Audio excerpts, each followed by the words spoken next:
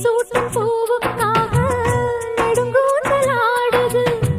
நீ வைக்கும் பொட்டுக்காக நடுநெத்தி வாடுது.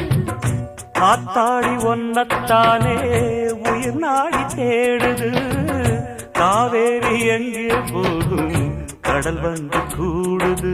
அந்திப் பொழுதில் தென்னங்கிளையில் தென்றல் கூத்தாட மையை எழுதி மஞ்சள் குருவி கையை கோத்தாட அடங்காத ஆசை கொண்டு நானும் போராட. உனக்கென பிறந்தவ ரெக்க கட்டி பறந்தவ இவதான்.